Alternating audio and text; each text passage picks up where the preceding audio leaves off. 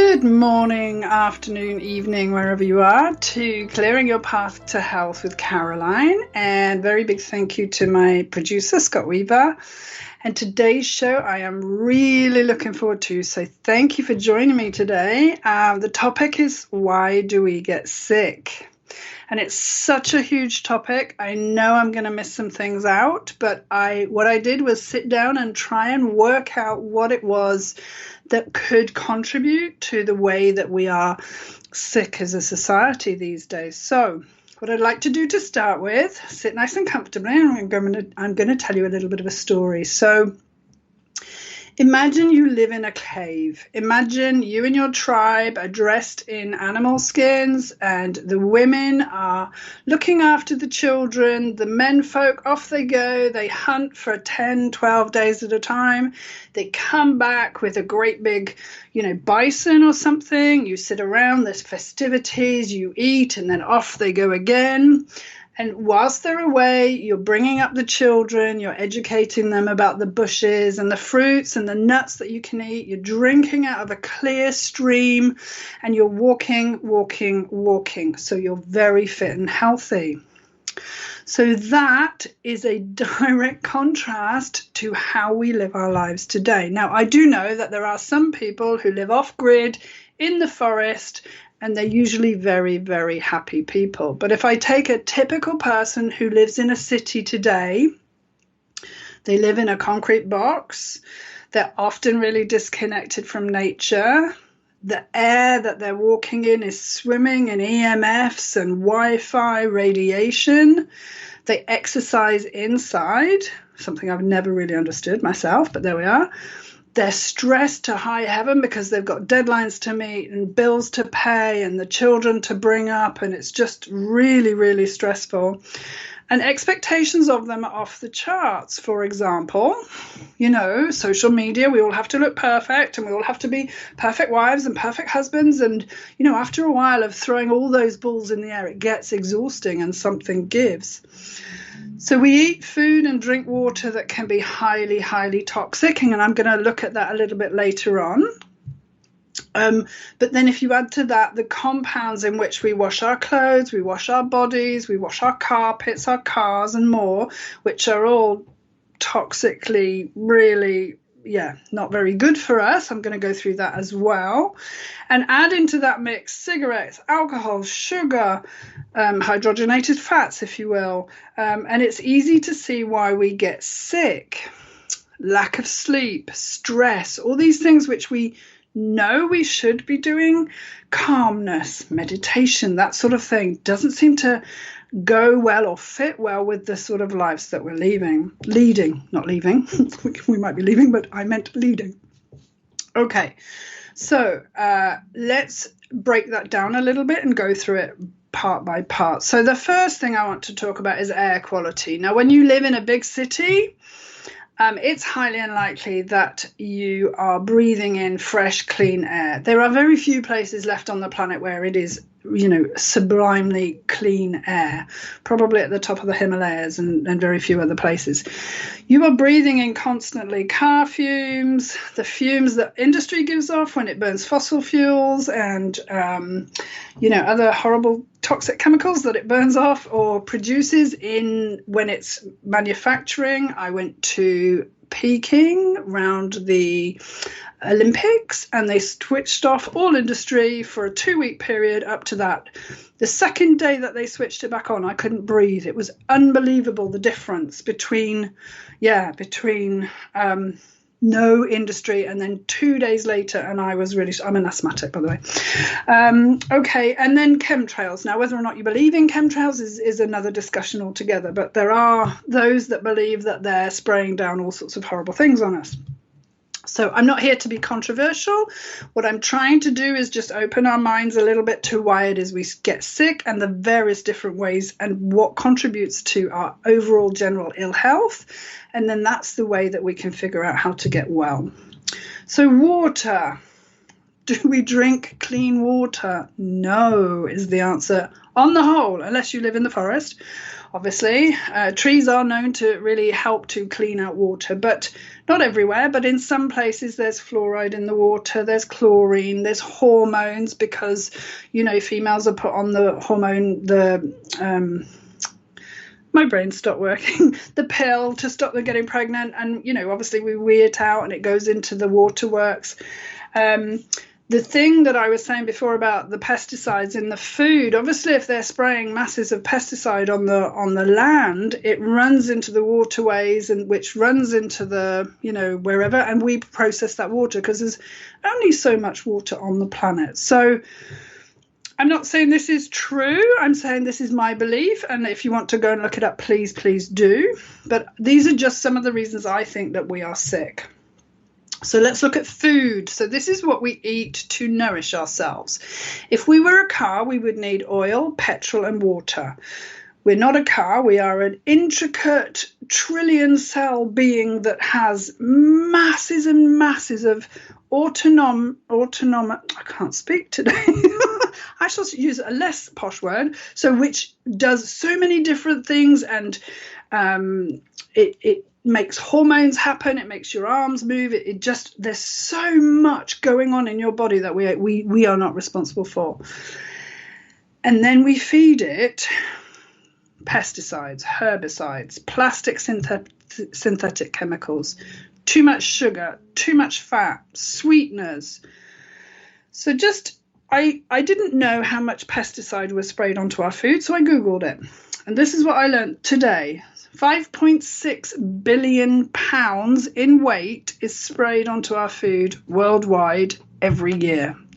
In the US, it's 1 billion pounds weight of pesticides. So that goes onto the food directly that you're eating. And I know that there are lots of people be going, that doesn't happen, but it really, really does. Look this all up. Literally, I Googled it. So I'm trusting Google with that statistic. But the word pesticide is, the icide means death. So that particular word means death to pests, or herbicide, death to weeds in that respect. But what they do in our body, which is so intricately balanced, is they mess with our hormones, our reproductive systems, our brains, all sorts of things like that. And what I want to say is one pesticide, let's say, the body might be able to cope with that. But what we're doing is we've got this massive toxic onslaught, and the body's just going, because it's too much to cope with. And there's never been any studies about how we have this soup of pesticides in us and what the implications are long-term health-wise. But we are living in a situation where cancer rates are going through the roof, diabetes, Alzheimer's, all these things. So possibly we need to look into what we're eating. And obviously, if it was made, this is something I heard long time ago. So if it was made in a plant, ignore it. If it's grown as a plant, eat it. So a lot of the food industries are very good at giving us the things that we crave. And as children, we like to eat sweet, sugary, fat things. So fat and sugar in a certain dimension. Chocolate is the perfect combination of those two things. Is it good for you? I would say there are some benefits to it. I don't think I'm ever going to be able to stop eating it. But they've really honed into that need that we have to eat sugar and fat together. And, you can just look around you and see how much profit there is being made for, junk food and all of that. And this is the substance that we're using to nourish our body. I'm not saying anything that you don't know, of course, but it's worth thinking about when we're talking about the subject of getting sick. So I want to move on now to products. What do we use in our homes to clean our homes? If it's got a word on the back you can't say, generally I would say that's not very good for you. So cleaning products are highly toxic. Anything that smells nice, that's called my brain stopped working today. What is it? Volatile organic compound. Look that up. It means it's really not very good for you, but they've used those to make things smell nice. So anything that smells nice, anything you put on your nails, your hair dye, makeup in general, choose natural alternatives. There are many, many out there that are very, very good. In the beginning, they weren't that good, but they've got much, much better. Carpet cleaners, the things we use to clean our cars. That new carpet smell is actually the carpet off-gassing some really not very good chemicals. So they do that for about 3 to 6 months. Leave your windows wide, wide open if you've got that new smell anywhere. Okay, now what I'm saying may be quite controversial. I don't want to offend anyone, and I certainly don't want to tell you what to think. Go and look this up for yourself. I think this is a really good idea. But this is me having researched this for a long time because I was highly, highly toxic. I did a test and I couldn't believe how toxic my body was. So then I would like to talk, I'm going far too fast, I'm looking at the time, but anyway, I would like to talk about vaccinations and medicines. Now, I'm not bringing up vaccinations so that we can have a massive argument, because that's a very emotive subject and I don't want to go there. But I do want to say, do again your own research. Mercury, aluminium, formaldehyde, and other questionable things that they put in them can't possibly be good for the body. So that's all I'm going to say. Go and look it up yourself. But yeah, I'm definitely never going to have another one. And I have had many because I've traveled a lot and I have been very, very ill because of them. So medication is another thing that we possibly need to look at our use of it. So sometimes I look at side effects and I think to myself, how can something that says it might cause this be good for my naturally functioning, very intelligent body-mind complex? So I know that when I went to the Brazilian jungle, I was put on a strong anti-malarial, and it was the same one that they issued to the US Army. And I started hallucinating, literally hallucinating, and I've never done that before. I'm not a drug taker. Perhaps that's what they do. But for me, it was terrifying and really, really scary. Now, I immediately stopped taking it because clearly I didn't want to hallucinate. But I was on a 2.5 year round the world travel. I didn't look at the news, didn't see any news hardly at all. So when I got back to England, I saw that lots of the US vets were, having real serious mental health issues because of they'd been on this drug. So I was thrilled that I'd come off it, but B, that's just one drug out of millions. But what the body does. So I take a pill to help me with a pain somewhere in my body or a gastric issue or something. I'm then given another pill to cope with the side effects of the first drug. So let's say the side effects make me feel sick. So I'm given another drug to cope with that side effect.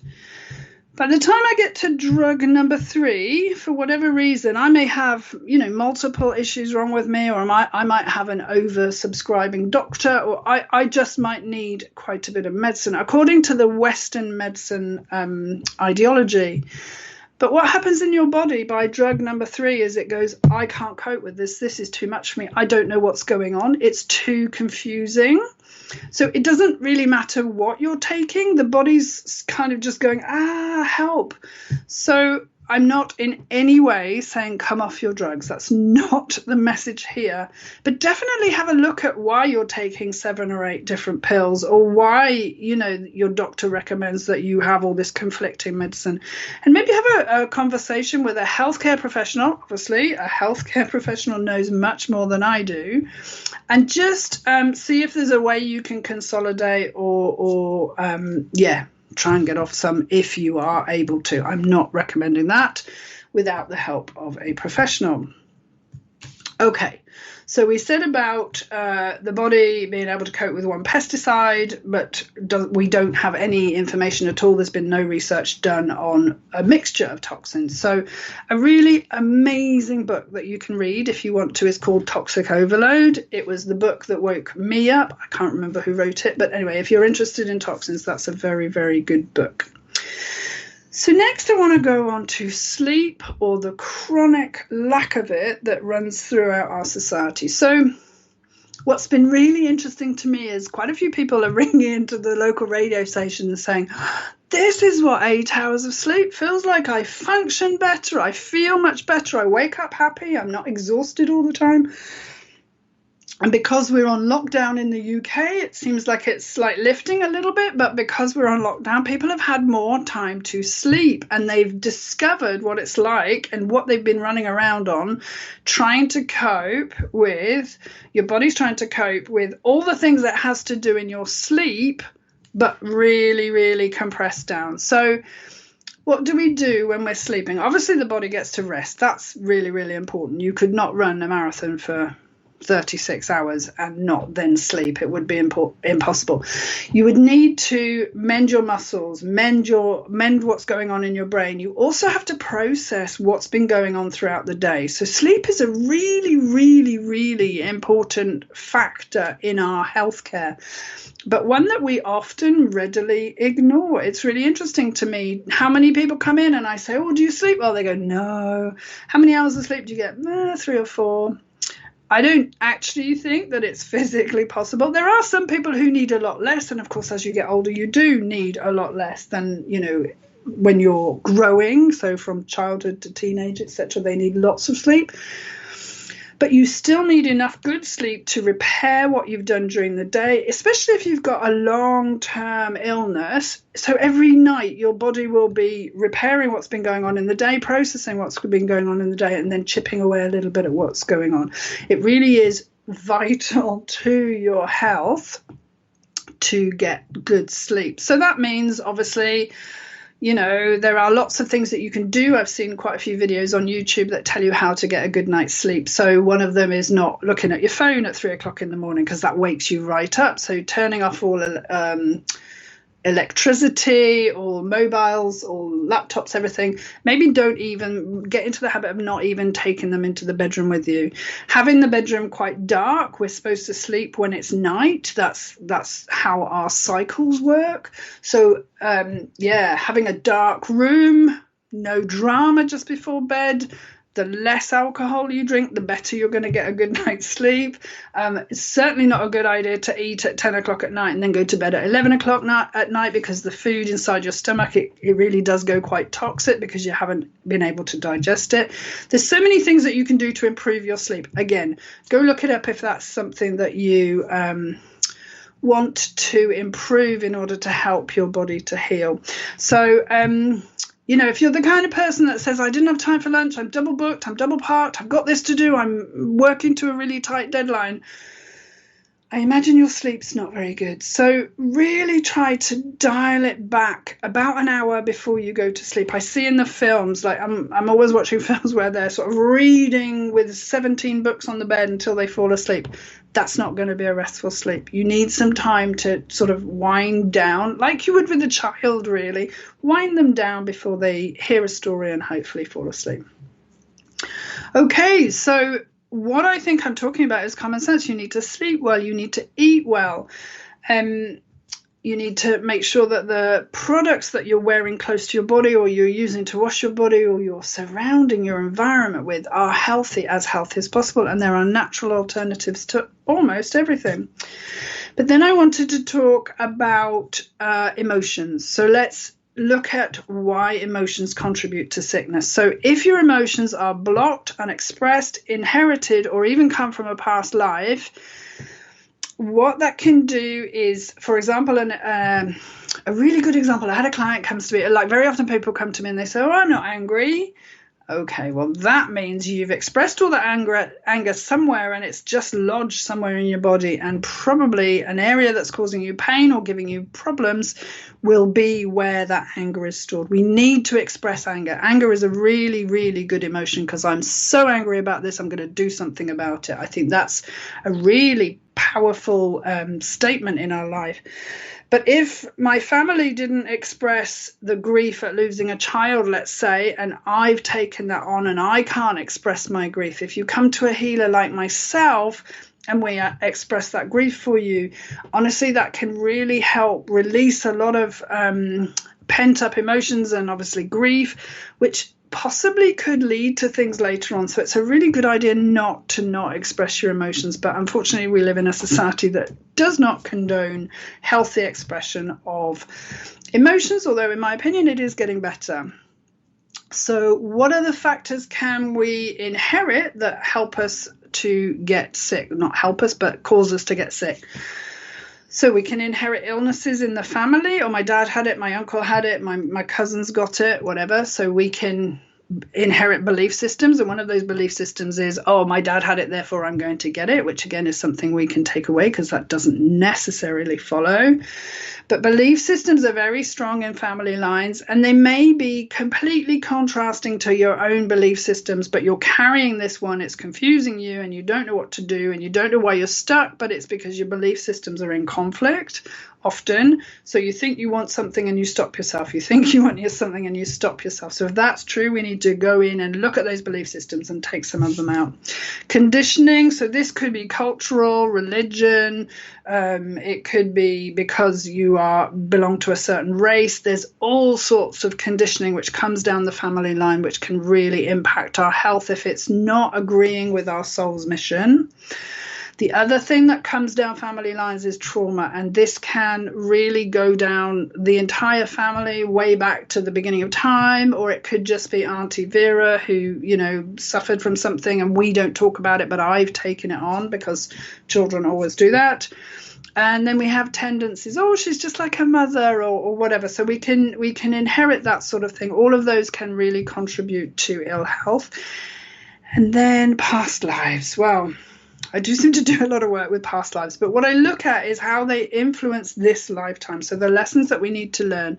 So let's say you have a past life and you're murdered before you could express the emotion that you were supposed to express in that lifetime. Let's say, I needed to express regret, but I got murdered before I could do that. So the regret might come into this lifetime. So somebody comes to me and says, I cry all the time and I don't know what I'm sad about, or I'm really, really angry, but it's not something I really recognize. So these things come in from past lives: shame, sadness, shock, that travels through lifetimes and so on.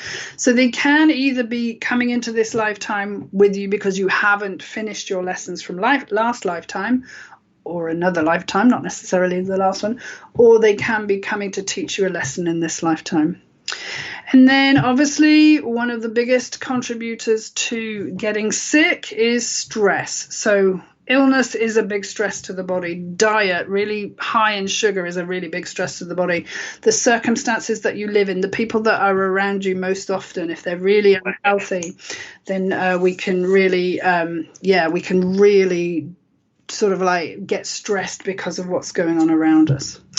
Okay, and also the planets under which you were born and all sorts of things like that. So that's a very quick look at why I think we get sick. What I'm going to do in the second half of the show is, if you have any questions that you really don't understand why you're sick, pop me a message on the Facebook chat, 12 Radio.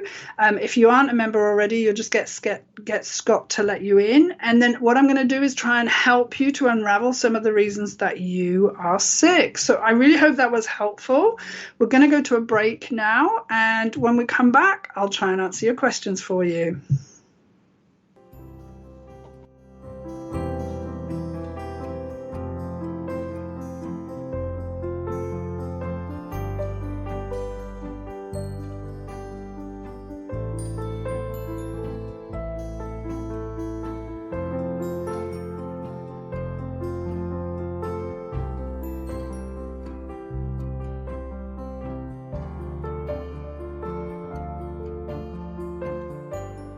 We are so happy that you have found 12 Radio. If you'd like to join us in the chat room, just head over to 12radio.com, click on the chat button, and just like that, you'll be redirected into our Facebook chat room. It's magic! Are you feeling the urge to learn something new? The classes on 12 Academy are just the thing to expand your mind and make your heart sing. Check out what's available and pick one to try. You take them over the phone, so it's easy as pie. The classes are all recorded, so don't worry about timing. Too bad there's not one that teaches rhyming. 12academy.com. Learn something new and have some fun.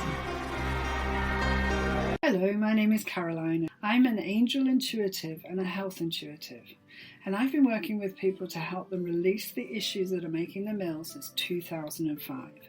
I find that often people are unaware of why they are ill. Since I've been working on 1-2 Listen, I've had clients call and ask me about their health issues, which of course I'm happy to help them with. But if you're interested in removing these blocks, then you are welcome to look at my email-based healing sessions, and this is where the real changes can be made. I'm not a doctor, nor am I qualified to diagnose or discuss your medicines, but I can help to alleviate some of the symptoms by helping your body to recalibrate or realign and work out for itself how to heal. I can work on individuals, on families, on groups of people, on businesses, and on animals. If you're wondering why you are not feeling 100% or you're stuck in a pattern and do not seem to be able to move forward, can I suggest that you take a look at what I'm offering and let's find a way to help you move forward together. Look for Caroline N on 12listen.com, and I very much look forward to working with you and helping you to move forward.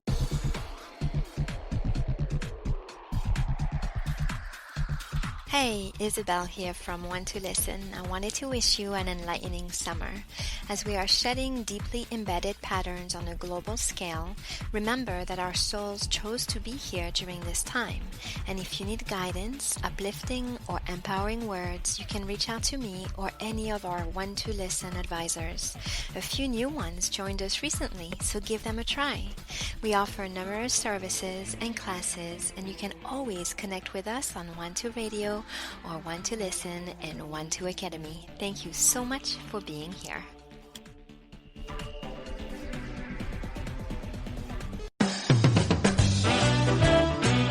This is CA, host of Simple Tales on 1-2 Radio, where we talk about astrology, sometimes tarot, the I Ching, and other oracles. In this month of June 2020, we have lots to talk about, with retrograding planets and a series of 3 eclipses. Please join me for the discussion and for the fun every Tuesday at 9 a.m. Pacific on 12radio.com.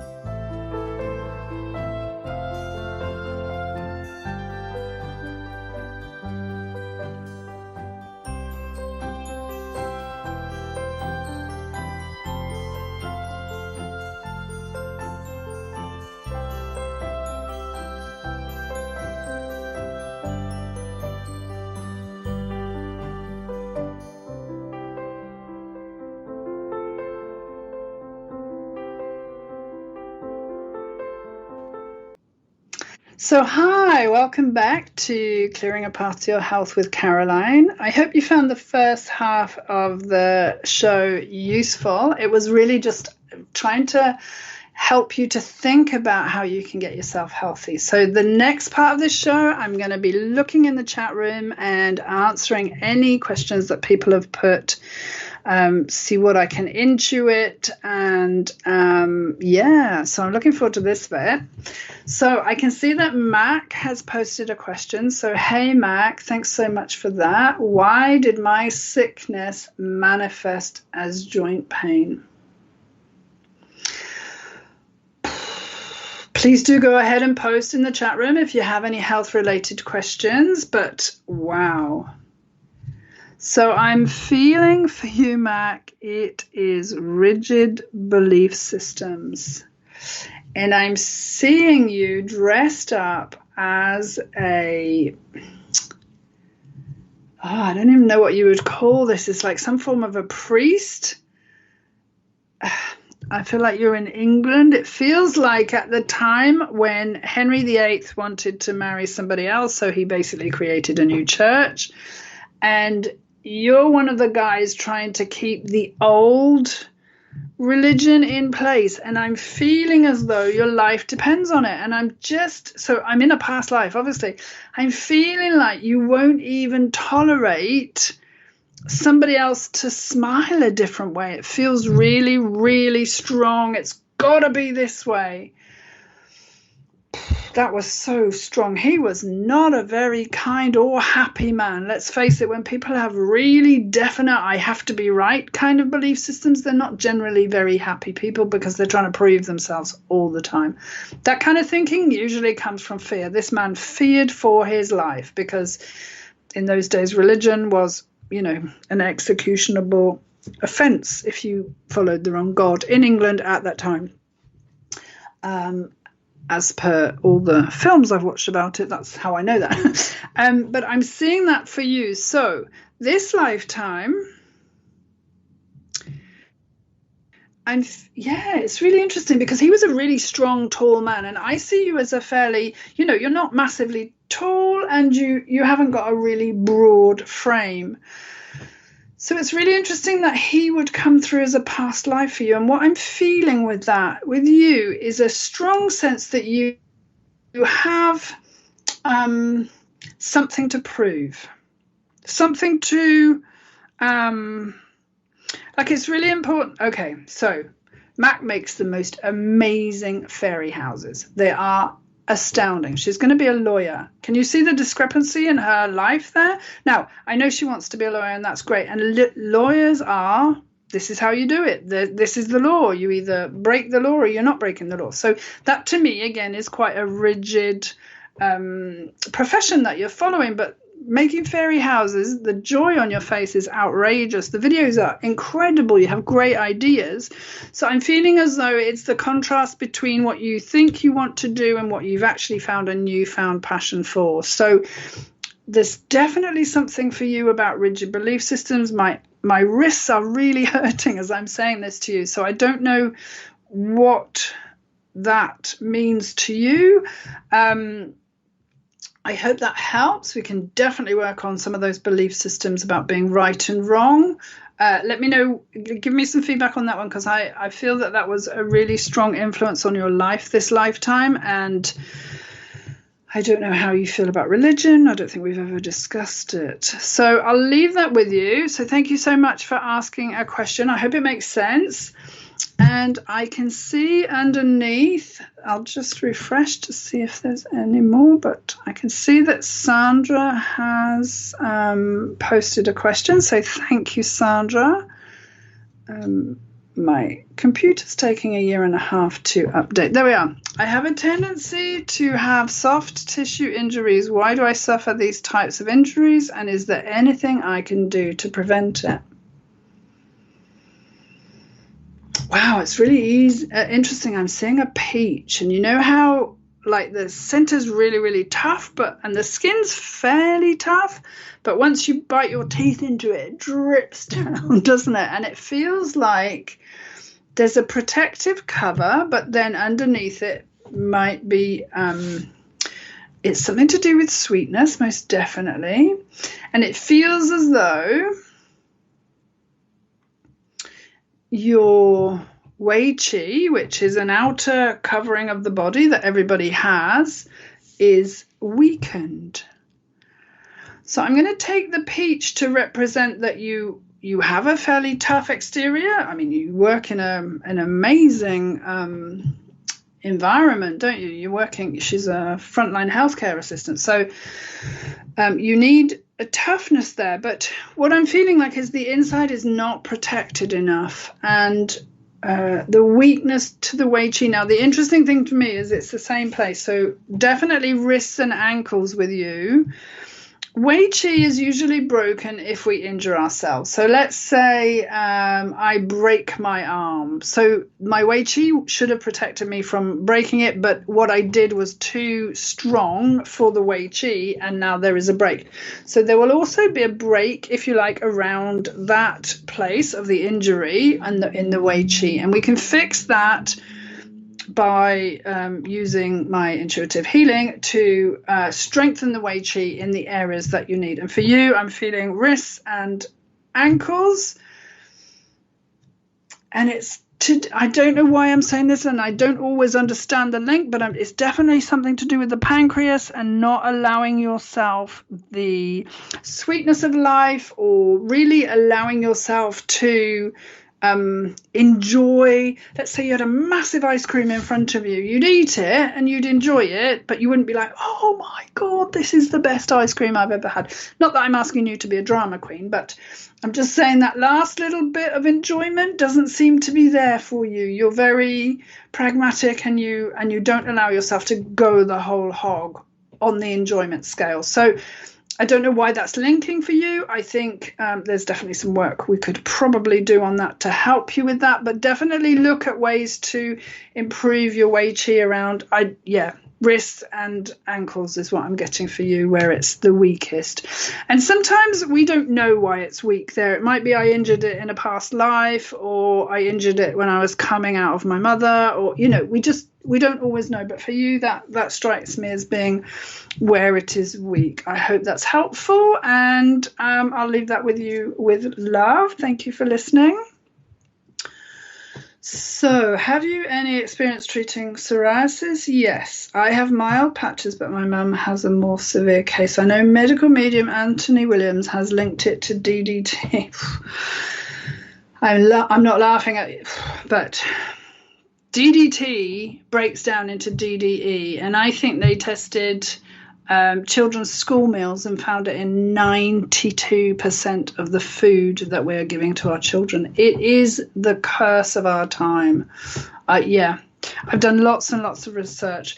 So psoriasis and skin complaints are often very emotional. Usually it's to do with worry, anxiety. It's definitely the skin, if you like, is our outer expression of what's going on inside. It's also our biggest organ.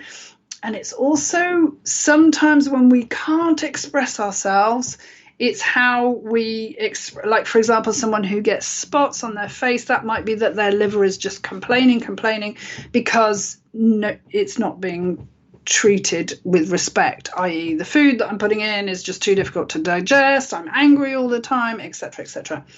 That's really interesting about Anthony Williams saying that. Yes. So with psoriasis, we would be looking at the underlying cause. So the psoriasis is the symptom, and that's telling you that you've got an excess of something. And I'm really feeling with your mum, there's anxiety there, but it doesn't look like normal people's anxiety. I would say it's more around social anxiety, or feeling really a little bit less than other people. I'm seeing possibly that being the case for her. But definitely, have a look at my email-based services. They're on special offer at the moment whilst we are in lockdown. And I would definitely recommend a session we can do that. And what's interesting to me is I'm really picking up that your patches are connected to your mother's. So that could be a family line like we were talking about, or it could just be you're expressing that on behalf of your mother.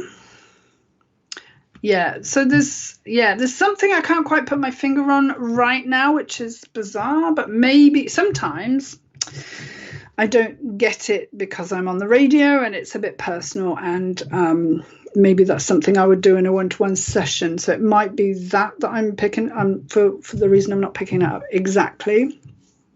But definitely have a look and see if that's of interest to you, and give me some feedback if you want to. So thank you, Catherine, for listening, and I appreciate your question.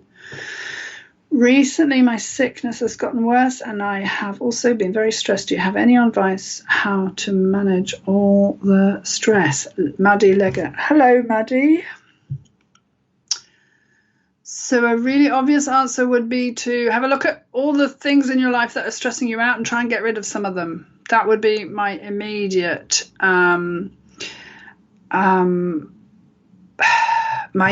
reaction to what I'm saying.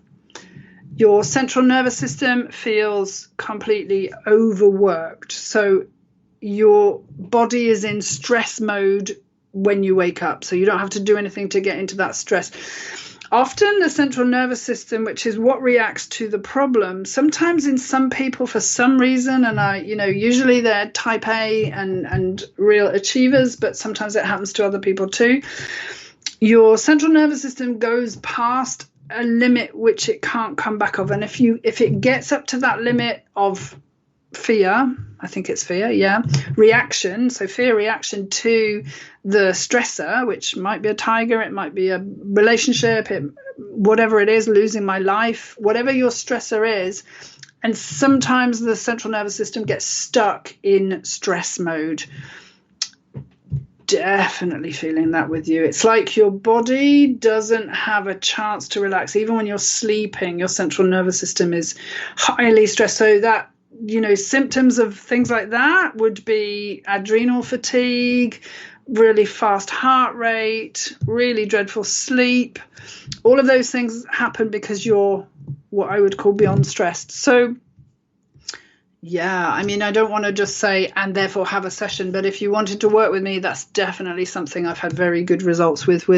I used to live near the BBC, and they would send their executives to me when they had too much stress. And I'm not joking, they were the most stressed people I've ever met in my life. And, sometimes it took a few sessions to get them to be able to cope with not having 400 coffees in the day just to get through the day. So definitely got lots of experience with that. That's something I'd definitely be able to help you with. Things that you can try on your own, obviously meditation. I know when people have got central nervous systems that are that highly wired, meditation's almost impossible, but anything you can do to relax, so go for walks in nature. I mean, you know the drill. It's just, if you're also ill with it, maybe that's what's adding to your sense of stress. So I hope that helps you, Maddie. I'd be really happy to work with you. Just as I said before, go to my email-based services, and it's an intuitive healing session, and we can work on that with you. Sandra has given me some feedback. Hi, I have to work on being positive. As a result of this, I think I create my own stress. Why does it not come naturally? Why does your stress not come naturally? Let me just read that again. I have to work on being... Oh, okay. Not being positive, come naturally. Gosh, that's a big question. Okay. Wow. So what I'm getting for you is birth. The physical act of you being born. You didn't like it. Like, I'm really getting a strong sense of, what is this? Like, you go from this warm, comfortable place. It's all cozy and lovely. And, you're right next to mama's heartbeat and everything's nice. And then you get pushed really hard. And it's not always pleasant. And then people start smacking you. There's bright lights. Yeah, I really think you went, ooh, I'm not going to like this. And the problem with questions like that is some people are just naturally not very positive, happy, outgoing. Some people it's depression, and that's a different subject altogether. But for, some people are just so happy. There's a woman on the TV in the morning in the UK called Holly Willoughby, I think her name is. She is ridiculously happy to a point where sometimes you just want to... Yeah, she's really, really happy, but that's her nature. And I think someone like that probably doesn't get very stressed because she's very laissez-faire. She's extremely funny and very attractive, and I can see why she's so good on TV. But if you were trying to be like her and your natural inclination or tendency was towards more pragmatic, for example, or more sensible, which is what I think you've got, a little bit sensible, and you're the coper, you're the one everyone relies on, you're the one that and I feel that possibly is a role that you decided to play for yourself. I don't know if it's linked to the birthing thing there. It was like, what is going on here? That was a big shock to your system. And I have to say to everybody listening, Earth School is the toughest, with no question whatsoever. We have the densest energies and the hardest lessons to learn. And usually people that come down to the planet are older souls who have said, okay, I'll take that on then. I'm one of those. Not everybody, and there's lots of new souls coming in now, so the landscape is changing, but we really have come down here to look at a variety of different lessons that possibly we've brought through from other lifetimes. You know, some lessons take 5 or 6 lifetimes to achieve, and others you could do 5 or 6 life lessons in one lifetime. And it just depends on your individual journey. So I'm going to say to you, Sandra, don't beat yourself up for not being the happiest person in the room, or the most positive. There are things that we can work on, definitely, to tweak that a little bit, so you're not so that you're not always thinking that there's something wrong with you, and that you're able to live with the way that life is in a much easier way, if that makes sense. I'm feeling that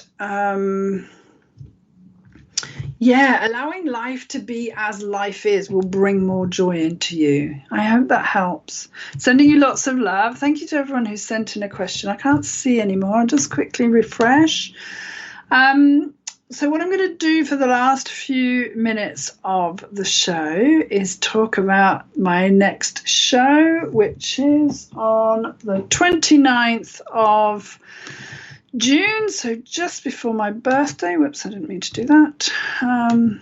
Can't see any more questions. So thank you very much to everyone who has sent a question in, and thank you very much to everyone who's listening. So on my next show, which is Monday the 29th at 10 a.m. Pacific, 6 p.m. UK, I am inviting, or I just found out just before the show, because I only asked her just before the show, that Kathleen Casbar is going to come on, and she's also an advisor on One to Listen. She's been with One to Listen for a very, very long time, and she's a good friend of mine. So we are going to do a medical show where we take questions from the viewers, and it'll be really fun if we've got 2 of us tuning into one person to see the different aspects and see whether or not we get the same thing. So we're going to try and help you with medical questions again. So that's on Monday the 29th, so be sure to tune in on that day. And if you have a question for both of us, I think that will be a really fun show. Really wanted to talk to the group sessions that I've been doing. So I've been getting some great feedback from that. So thank you so much to all the people that have been working with me in this way. Now, the reason I have done these group sessions is I know that sometimes the intuitive healing sessions may be a little bit out of your budget. So for those people that are struggling a little bit in the lockdown, I wanted to make my sessions accessible to people. So we have so far, if you're not aware of them, we have done fear of the unknown, fear of change, feeling overwhelmed, feeling stuck, lack of self-love, anxiety about your health, lack of trust in self was the one that we've done just this week. The 3 coming up are poverty consciousness, fear of abandonment, and letting go. All 3 of those are designed to work with the group energy to help those who participate, both at the time of the healing and anyone who listens in the future, to come to terms and help to move through some of those belief systems and conditioning that we've all got to really release that in the individuals. So I hope those are of interest to you. I've also got some meditations for those people who I've just said are really, really stressed. Meditations are a really good way to relax. So there's one I want to draw your attention to. It is called Vacuuming with Archangel Michael. It's a 15-minute meditation, and it really does go through your body with Archangel Michael, and you're kind of just removing all the stuff that's causing you stress. It's really, I love this meditation. I do it frequently myself. And then he puts some good stuff in so that you feel really fantastic and new. And like I said, it's only 15 minutes, so it's quite a good thing to do almost every day. You could do it if you wanted to. If you're feeling really, really stressed, it might be something that just gives you a window in your day, which is 15 minutes, to help reduce your stress. So So next show is on the 29th with Kathleen Caspar, and then we've got the group sessions going on. Today after me is at 11 a.m. is ACM, A Course in Miracles, with C.A. Brooks. And at 12 p.m. we've got Kathleen Peterson and friends. So lots more to listen to on 1-2 Radio, this fantastic station. So just wanted to really recap what we've looked at today. So all the reasons we get sick are because we don't treat our body in the way that we should. Like we're not aware or conscious enough of the needs of our body, so we kind of ignore them. I'm very guilty of that myself. I really wasn't aware I had a body till I got into my 40s. I think that's true for myself. That's to do with the trauma that I experienced, but I think it's quite a common thing. So I've been learning how to live in this body on this planet at this time since my 40th birthday, and it's been really tough, actually, really, really tough. But the amount of people that are out there in the world that are not giving themselves the right food, the right exercise, enough sleep, I mean, none of this we don't know. It's just that we choose not to look after the one thing that is giving us life. And I really sometimes feel sad about that. But a lot of my clients come to me. So they come to me when they've been around the houses and they've been prodded and they've had blood taken and nobody can seem to find out what's wrong with them. And I seem to be very good at getting to the heart of the matter, because I'm not looking at the symptoms. I'm looking at what is underlying. And of course, most of the work I do is emotional. So that's why these group sessions, because they're really addressing lots of big emotions, I really hope that they can help as many people as possible. So if there are no more comments in the Facebook group, thank you again to everybody who has let's just see if there's any more. Sorry, my computer's being really slow today. I don't know why. I might talk a little bit more to that, not knowing who I was. Yeah, not knowing that I had a body. So, I might bring that up as a show next time. So I will love you and leave you. I've really enjoyed this show. I hope it's been helpful, and really looking forward to next time with Kathleen. And we will be answering your questions pretty much all show. I think that's how we'll do it. We maybe pick a theme, but we will definitely hope to answer as many questions as possible. So thank you again for listening. It's been really fun for me. I hope you've enjoyed it, and I will speak to you in a couple of weeks. Take good care of yourselves and stay safe.